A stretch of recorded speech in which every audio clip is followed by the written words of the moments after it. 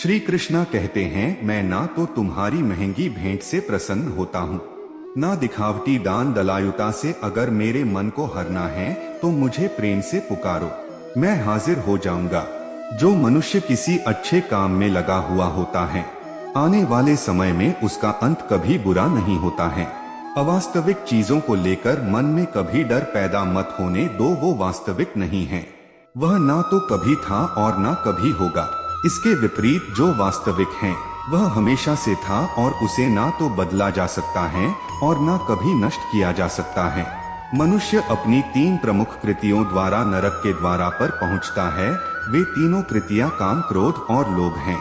एक इंसान के रूप में इस धरती पर तुम्हारे कुछ कर्तव्य हैं।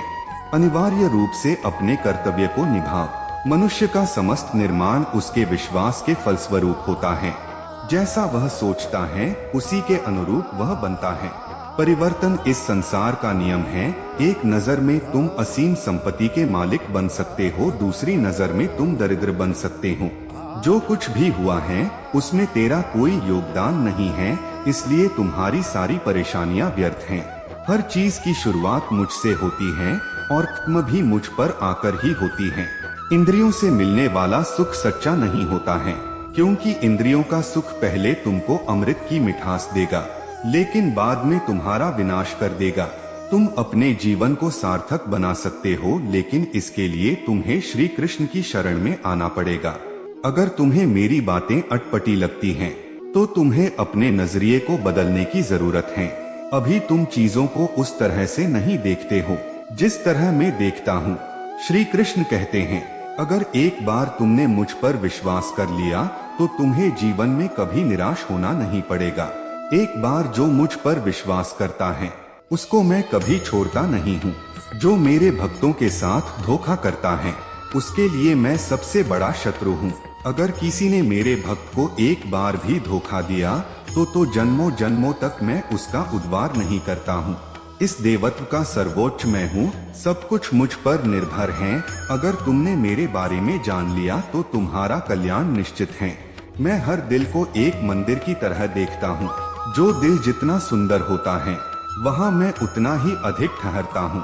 भगवान श्री कृष्ण के चरण कमल जैसे पवित्र हैं कि जो कोई उनकी शरण लेता है तुरंत शुद्ध हो जाता है। इस दुनिया में तुम प्रेम सभी से करो, लेकिन पूर्ण रूप से विश्वास किसी पर मत करो। अगर तुमको भरोसा करना है तो केवल कृष्ण पर करो। मन बड़ा चंचल है, इसलिए अपने मन को स्थिर रखो, उसको कभी व्यथित मत होने दो। आपने जो कुछ भी किया वह आपके साथ एक दाग की तरह चलेगा, इसलिए अपने कर्म में शुद्धि लाओ। बुरे विचार मन को दुखी और परेशान कर सकते हैं, लेकिन जब आप कृष्ण में विश्वास करते हैं तो कृष्ण स्वयं आपकी सब परेशानियां दूर करने आते हैं। मैंने अभी तक तुम्हारे शरण में आने के प्रस्ताव को स्वीकार नहीं किया है, क्योंकि तुमने अभी तक पूर्ण रूप से समर्पण नहीं किया है। जब तुम शुरुआत करोगे तो स्वाभाविक रूप से तुमको असफलता मिल सकती है। कई बार तुमको गिरना भी पड़ सकता है, लेकिन इसका मतलब यह नहीं होना चाहिए कि तुम उस काम को करना छोड़ दो। एक समय आएगा जब तुम परिपूर्ण हो जाओगे और तुम्हारे सभी काम सफल हो जाएंगे। इस काम में मैं हमेशा तुम्हारे साथ खड़ा रहूंगा।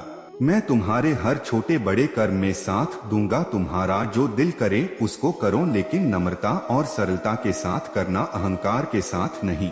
एक उपहार तब शुद्ध होता है जब उसको सच्चे दिल से सही व्यक्ति को सही समय पर दिया जाता है और बदले में कोई दूसरी उम्मीद नहीं करते हैं। कड़े संघर्ष के बाद प्राप्त होने वाला सुख जिसने आपके दुखों का अंत किया है, ऐसे संघर्ष का पहला कदम आपको कड़वे जहर के समान लगता है और अंत में आपको अमृत की प्राप्ति होती है। इस तरह का सुख केवल मन की शांति से प्राप्त हो सकता है।